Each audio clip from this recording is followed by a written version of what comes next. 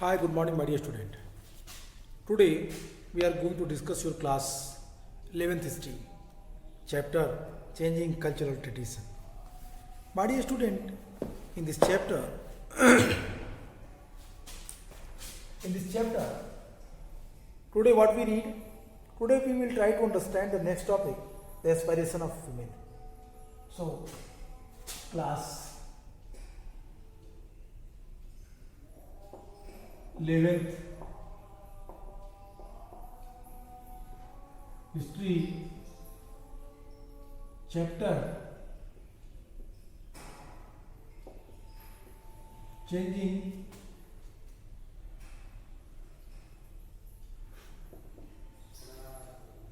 cultural tradition.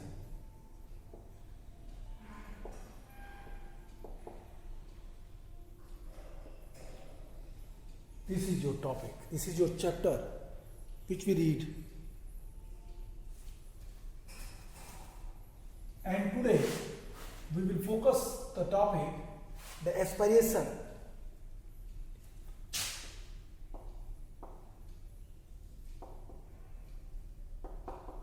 Aspirations of women. Aspirations of women. महिलाओं की इच्छाएं.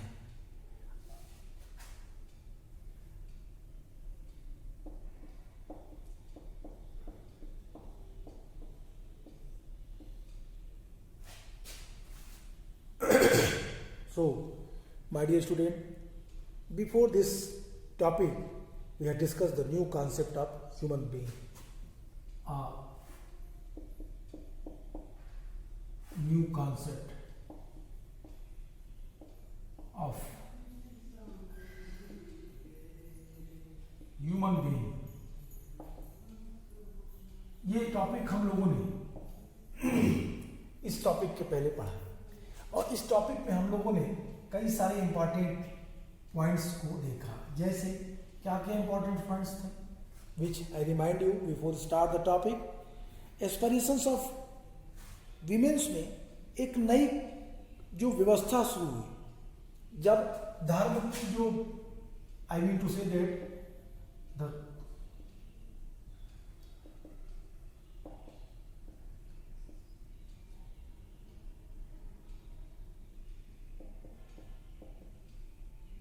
क्रिश्चियनिटी की जो रूल्स थे, क्रिश्चियनिटी के जो एक्सट्रीम प्रैक्टिसेस थे, क्रिश्चियनिटी के जो वो सारी चीजें थी जो सोसाइटी को कहीं ना कहीं प्रभावित कर रही थी.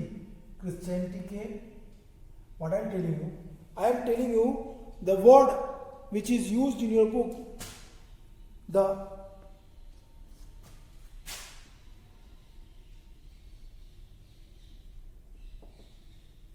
स्लाइकनिंग.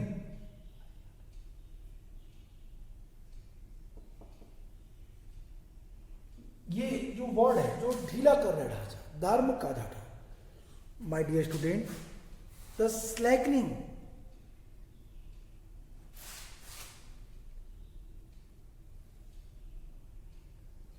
ये जो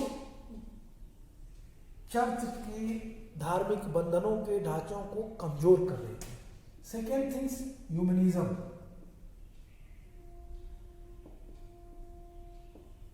आइडियोलॉजी का विकास हो रहा था. थर्ड, इंटेलेक्चुअल्स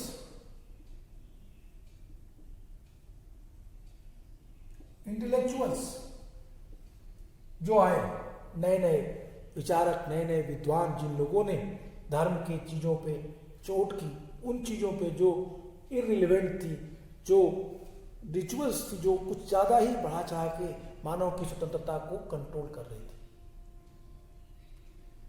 हम लोगों ने यहाँ पे दो लोगों के नाम को पढ़ा, फ्रांसिस्को बारबरा और जो दूसरा नाम था वो लॉरेंस बेला. इन चीज़ों के आधार पर हम लोगों ने कहा कि किस तरीके से व्यक्ति को इतिहास का अध्ययन, स्टडी ऑफ हिस्ट्री क्या करती है, उसके पूरे व्यक्तित्व को बदल देती है. कहता है कि अगर इतिहास का अध्ययन करें, लॉरेंजो विल्ला अपनी बुक ऑन प्लेजर में इस बात का उल्लेख करते हुए कहते हैं कि जो स्टडी ऑफ हिस्ट्री क्या करती है, मैन को परफेक्ट लाइफ जीने के लिए माध्यम प्रोवाइड करा देती है। It means the story for a life of perfection that was given the study of history, जो लाइफ को परफेक्ट बनाती हो, इतिहास का अध्ययन उन चीजों को छोड़ देती। तो ये जो बातें हैं, इन चीजों से पूरा दायरा बदला और इससे प्रभावित हुआ सिर्फ मेल सोसाइटी ही नहीं बल्कि फीमेल भी। और यहीं पे जो फीमेल्स अपने अधिकारों के लिए बात कर रहे हैं, राइट्स, और जब राइट्स की बात कर रही थी, राइट्स मतलब वो ये तो नहीं कर रहे थे कि हमें मेल के बराबर अधिकार दे दिए जाए, लेकिन अब वो ये कह रहे थे कि फीमेल को भी अपना अध्ययन पढ़ाई जारी रखना चाहिए। जिसमें कुछ नाम है, जिसमें कुछ विमेंस के नाम है जिन्होंने महिलाओं के अधिकारों की बात की, विच वी विल डिस्कस। उनके नाम अगर आप देखें तो फेजेल कैसांड्रा का एक नाम आएगा। व्हाट शी डिड, क्या किया उसने, एंड मांटुआ की महारानी किस तरीके से विमेंस के कंडीशंस को इंप्रूव करने में या ये प्रूव करने में कि विमेंस भी सिमिलरली मेल के अकॉर्डिंग काम कर सकती है, इंटेलेक्चुअल हो सकती है, इन बातों को कैसे उन्होंने प्रूव किया। तो इन चीजों को हम इसमें देखेंगे। So it is very easy, ये आसान है पढ़ना, इसको देखना। अब अगर हम इस टॉपिक को, एस्पायरेशन ऑफ ह्यूमन को हम कैटेगराइज करें 3 पार्ट में, एक common women's, common women, second the women's, the women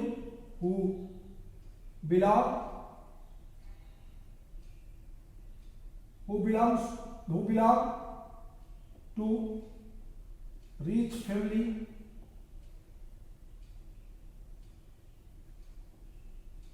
or traders family, और third royal families।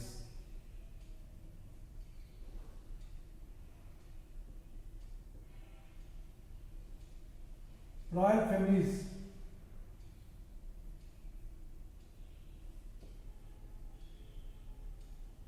विमेन, वो अब मैंने जो कैटेगरी बांटी, इनको 3 ग्रुप में बांटा, एस्पायरेशन ऑफ विमेन, इस टॉपिक को समझने के लिए।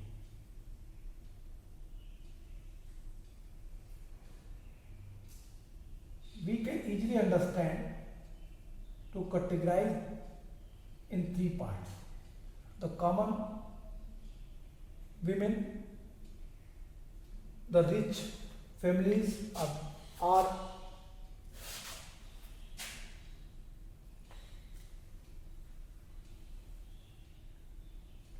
traders families और रॉयल फैमिलीज। तो परिवारों के भिन्न भिन्न वर्गों से, मतलब समाज के अगर कैटेगराइजेशन की बात करें तो जो समाज का वर्गीकरण है, इसमें 3 वर्ग दिखाई देते हैं आपको यूरोपियन सोसाइटी में। First that was royal family, second it was traders, and third common. Similarly अगर आप इसको देखें तो अगर हम आसान भाषा में कहें, आपके पुराने चैप्टर से इसको कनेक्ट करें, तो 4th order, 3rd order and 2nd order, इन तीनों के आधार पे हम इसको समझ सकते हैं। इस टॉपिक में, एस्पायरेशन ऑफ विमेन टॉपिक में, 1st ऑर्डर की विमेन्स का कोई उल्लेख यहाँ पे नहीं किया गया है। 2nd order it means royal family, संभ्रांत वर्ग, शासक वर्ग के परिवारों से संबंध रखने वाली महिलाएं, जिसमें मांटुआ की इसाबेल का नाम आता है। फिर मैंने फेदल कैसांड्रा की बात की जो एक एलिट क्लास की। So my dear student, if we categorise this paragraph in 3 part and on the basis of that if you will study then it is very fruitful and helpful for you. आपके लिए बहुत ही अच्छा होगा, मददगार होगा यदि आप इस पैराग्राफ को 3 पार्ट में तोड़ के देखें। एक ऐसी महिलाएं जो कॉमन सोसाइटी से बिलोंग करती हों, एक वो वर्ग जो व्यापारियों के परिवार से बिलोंग करती हों, और एक ऐसा वर्ग जो रॉयल फैमिली से बिलोंग करती हों। तीनों के अपने व्यू, लेकिन उसमें जो ह्यूमनिस्ट वीमेंस हैं वो क्या कह रही हैं उनको भी आप कनेक्ट कर सकते हैं। वो तीनों से कनेक्ट होंगे, इसलिए मैंने उसे कैटेगराइज नहीं किया। तो I think you are getting what I am saying you. This is the very easy and on the basis of that you can easily understand. आप इसको आसानी से समझ सकते हैं। चलिए इसको देखिए। कहता है, आपका बुक कहता है कि the new ideals of individuality and citizenship excluded women's men from aristocratic family, dominated public life and were the decision makers in their families. They educated their son or take their place in family business or in public life, at times sending their younger son to join the church.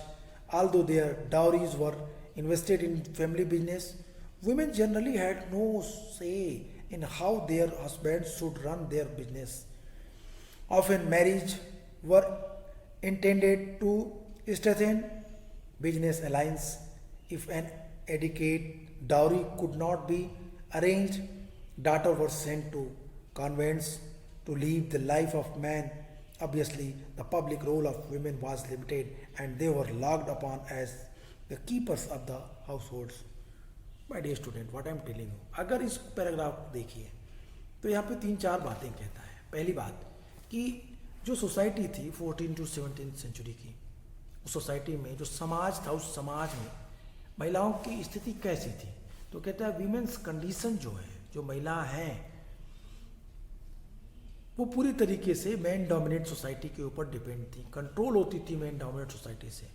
Family में female के decision या female के किसी भी ऐसे sentence का कोई मतलब नहीं था, क्योंकि मेन डोमिनेट सोसाइटी थी, तो सुपरमेसी मेल की थी। इवन कहता है कि डॉरी में जो पैसे मिलते थे फीमेल को, वो भी फैमिली बिजनेस में मेल लगा देता था और एक बार भी उसके बारे में फीमेल को पूछने का राइट नहीं था। दूसरी बात ये कहता है कि परिवार का बड़ा सदस्य, it means eldest son of the family, he had right to enjoy the family property, as well as I mean to say that the other son, the younger son, if he has no money, I mean to say that the family, if he is poor, if he was poor, अगर परिवार जो गरीब था, उनके पास पैसे नहीं थे, तो लड़कियों को नन और छोटे लड़कों को मॉन्क्स बना दिया जाता था, भेज दिया जाता था कॉन्वेंट में। तो सोशल कैटेगराइजेशन में एक बाधा थी, ये हिंड्रेंस था। व्हाट ऑल्दो देयर डाउरीज, कहता है कि they educate their son, family they educate their son to take their place in family business और पब्लिक लाइफ। कहता है at times sending their younger son to join the church. Although their dowries were invested in the family business, women generally had no say in how their husband should run their business. कहता है कि women's की dowry को public business में लगा तो दिया जाता था, लेकिन महिलाओं से एक बार भी नहीं पूछा जाता था। ये एक बड़ी बात थी। Okay, second thing is that, कहता है कि द एरिस्टोक्रेटिक फैमिलीज, कहता है the new ideals of individuality, the citizenship included womens, men from aristocratic family dominated the public life and were the decision maker in the family। कहता है कि जो aristocratic family थी वहाँ पे भी इन परिवार में जो फीमेल थी, जो वीमेंस मेंबर थी, उनको डिसीजन लेने का अधिकार नहीं था। अब मैंने आपसे कहा कि सोसाइटी में फीमेल को ना डिसीजन लेने का अधिकार था, ना ही उनके जो उनको गिफ्ट के रूप में मिलती थी प्रॉपर्टी, उसे अगर हस्बैंड कहीं इन्वेस्ट कर रहा है तो उसको पूछने का भी एक अधिकार नहीं था। Third, if the womens belong to poor class, I mean to say that कि उसका स्टेटस पुअर हो, पैसे ना हो, तो उसे नन बना दिया जाता था। परिवार के छोटे सदस्य को, छोटे लड़के को भी कॉन्वेंट भेज दिया जाता था। इस तरह की कैटेगराइजेशन सोसाइटी में दिखाई दे रही थी। कहते the public role, I mean to if an adequate dowry could not be arrange, daughters were sent to convent to live the nun obviously. और यदि किसी परिवार को डाउरी देने के लिए उसके पास पैसे नहीं होते थे तो उस वीमेंस को कॉन्वेंट में भेज दिए जाते थे। And second thing is that the public role of women was limited and they were looked upon as keeper of the household. महिलाओं की स्थिति निश्चित रूप से सीमित थी, उनका दायरा छोटा था। वो अपने परिवार के पुरुष मेंबर के फैमिली मेंबर में जो मेल थे उसके द्वारा वो कंट्रोल की जाती थी। My dear student, I want to inform you that women have no their personal rights. They were controlled by their male family member.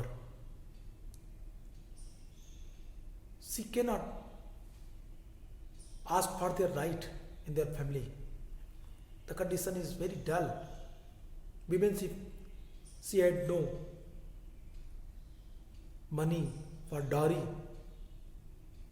so she was sent.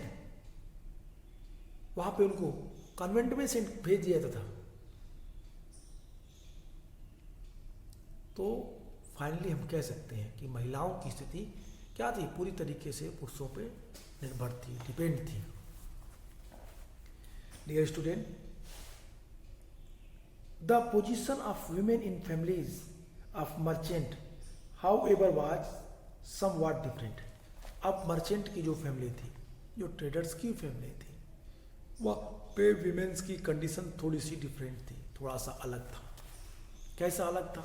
कहता है, देखती क्या कहता है, कहता है कि shopkeepers were very often assisted by their wifes in running the shop. Shopkeepers अपने दुकान को चलाने के लिए, अपने शॉप्स को चलाने के लिए अपनी वाइफ्स की हेल्प लेते थे। और जब शॉपकीपर दुकान छोड़ के कहीं चला जाता था या फॉरेन जाता था तो पूरी बिजनेस को संभालने का काम इन वीमेंस के कंधों पे आ जाता था। कहता है कि in family of merchants and bankers wife looked after the business when the male member were away on work. The early death of merchant compelled his widow to perform the larger public role than was case in the aristocratic family. कहता है aristocratic family की तरह ही जो female member थी, वो female member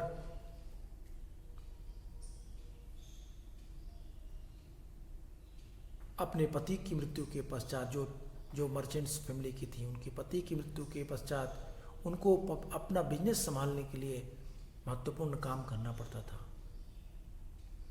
even शुरुआत में ही मैंने आपसे कहा कि जो फीमेल थी, ये फीमेल अपने पति के हाथों को बिजनेस में, I mean to say that कि बिजनेस वर्क में सी हेल्प, वो मदद करती थी। तो यहाँ पे जो मर्चेंट की फैमिली की वीमेंस हैं, उनकी कंडीशंस अच्छी दिखाई देती है कॉमन पीपल्स, कॉमन जो लोग थे, कॉमन पीपल थे, उनकी comparison then common people their condition was good, अच्छा कह सकते हैं। कहता a few womens were intellectually very creative and sensitive about the importance of humanist education. कुछ महिलाएं ह्यूमनिस्ट एजुकेशन की तरफ आकर्षित थीं, उनसे वो इंटेलेक्चुअली उनकी प्रबुद्धता, उनकी ज्ञान ह्यूमनिज्म के आने से बढ़ा, वो सेंसिटिव थी, वो इंटेलेक्चुअल बनी। तो ऐसी भी महिलाओं के नाम यहाँ पे काउंट किए जाते हैं। A few women were intellectually very creative and sensitive about the importance of humanist education. Humanist education के प्रति उनके विचार बदले। कहता even though the study of the letters promises and offers no reward for women and no dignity.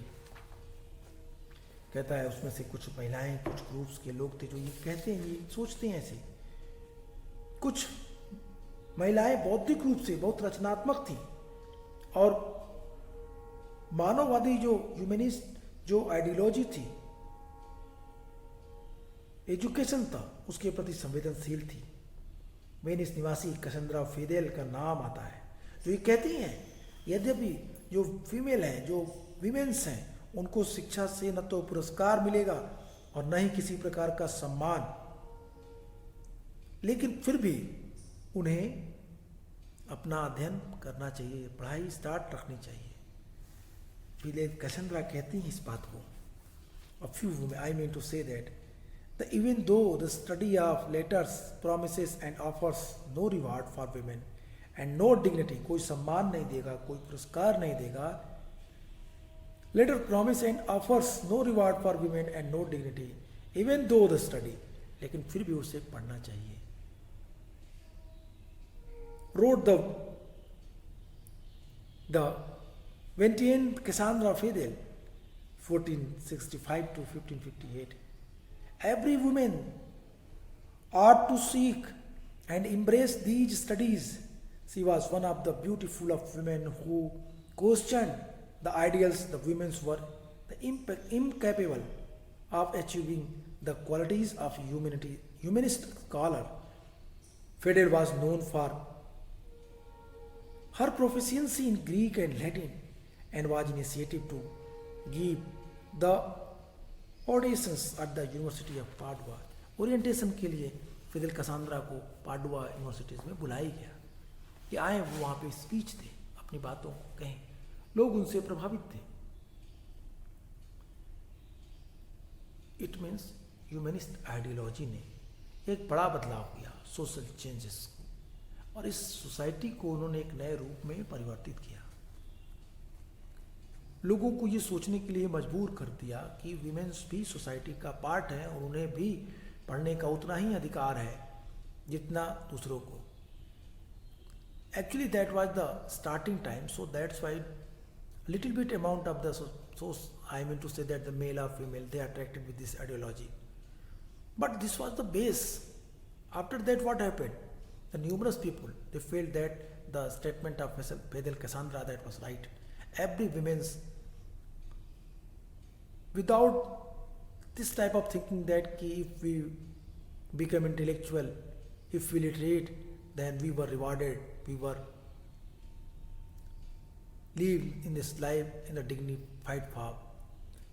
Fidel Cassandra, what she wrote that कि without any hesitations, every women, सभी महिलाओं को क्या करना चाहिए? पढ़ना चाहिए. Even though the study of later promises and offers no reward for women and no dignity, wrote Ventian Cassandra Fidel, are to seek the embrace these studies. She was one of the handful of women who questioned the idea that women were incapable of achieving the qualities of humanist scholar. Dear student, it is a very interesting matter. She was more intellectual, so that's why she called for orientation in the Padua University. That was the first university established in Italy. The humanist ideology were emerged in the proper form. That university was the Padua University. And they, the scholar who giving their services in Padua University, they affected also the ideology of Fidel Cassandra, and they asked for that please come madam and discuss about that some view what you have for the women's. ये बातें, ये चीजें उन्होंने इस बात को रखा. कहता है Fidel writing bring into focus the general regard for education in that age. She was one main the Ventian women writers who criticized the Republic for creating a highly limited definition of freedom that favored the desire of men over those women. Another remarkable woman was the Marchesa of Mantua, Isabel the East. Isabella the East. Isabella the East का नाम मैंने लिया. You can connect the Isabella East, the royal families. Isabella east को आप royal family से जोड़ सकते हैं। इसाबेला द ईस्ट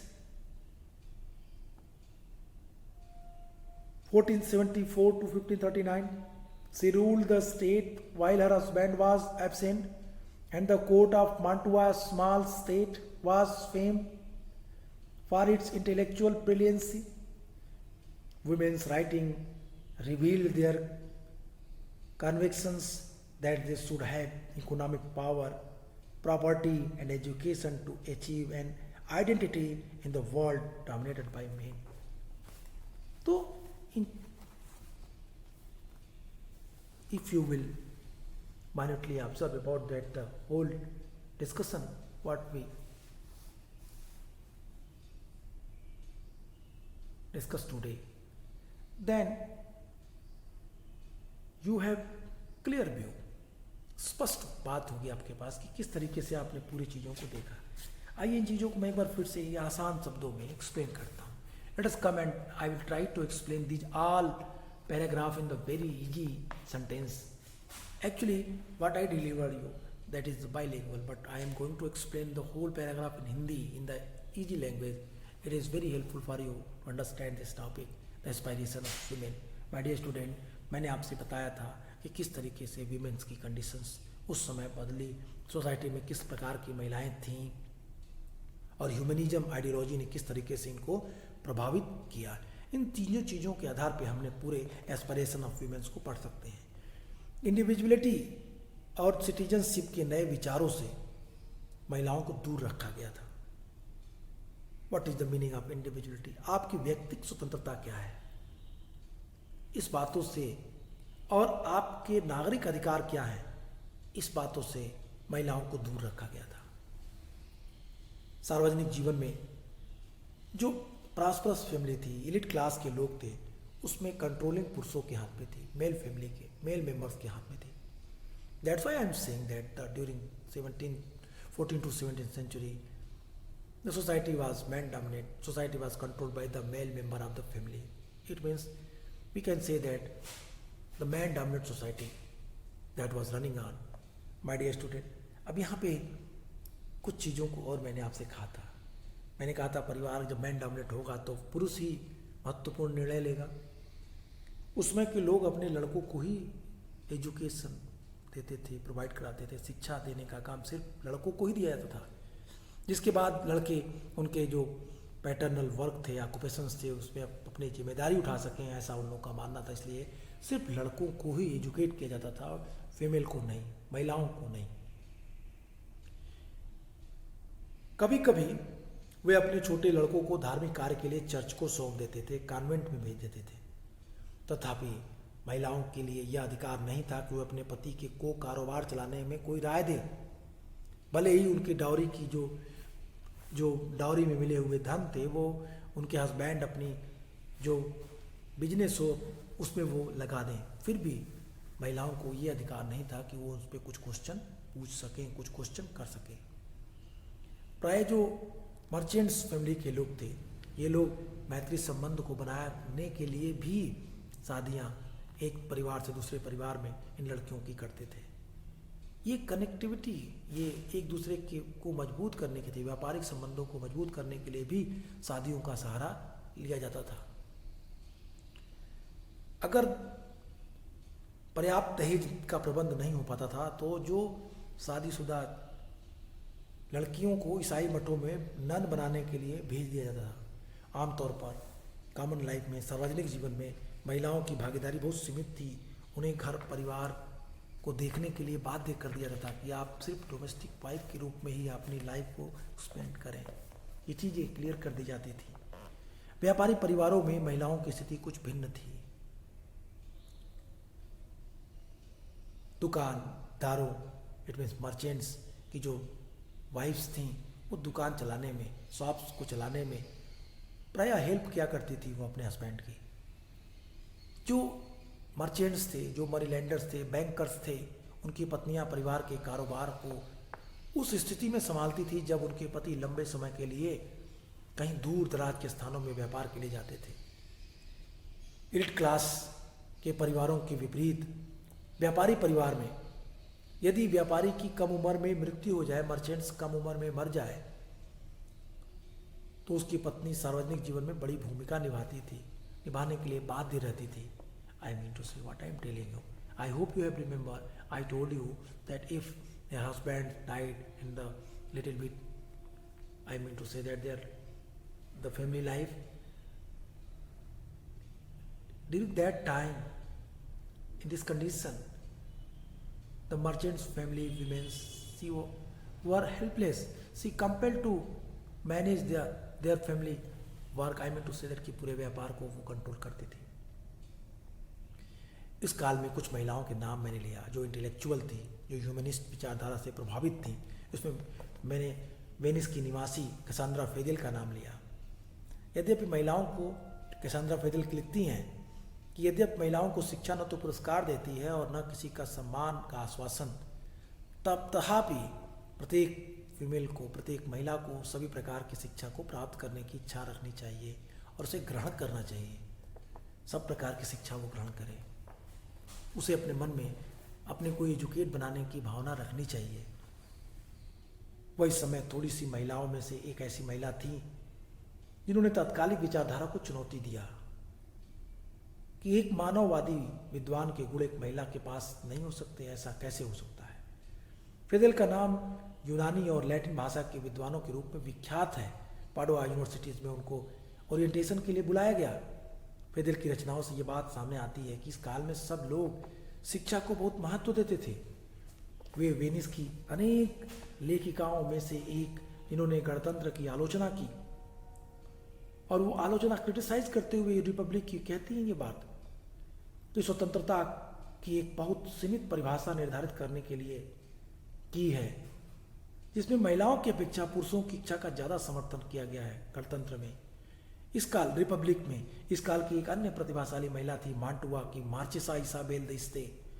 मार्चेसा इसाबेल दइस्ते, उन्होंने अपने पति की अनुपस्थिति में अपने राज्य पर शासन किया। यद्यपि मांटुआ एक छोटा राज्य था, मांटुआ एक बहुत ही छोटा राज्य था, फिर भी वह अपने राज दरबार, अपनी बौद्धिक प्रतिभा के लिए प्रसिद्ध था। महिलाओं की रचनाओं में से इनके इस दृढ़ विश्वास का पता चलता है कि उन्हें पुरुष प्रधान समाज में अपनी पहचान बनाने के लिए अधिक आर्थिक स्वायत्तता, संपत्ति और शिक्षा मिलनी चाहिए। This is the complete topic which I discuss with you my dear student. I hope you are getting, आपको ये पूरा टॉपिक समझ गए होंगे। आज के लिए इतना ही, नेक्स्ट क्लास में फिर मिलेंगे। Goodbye and take care.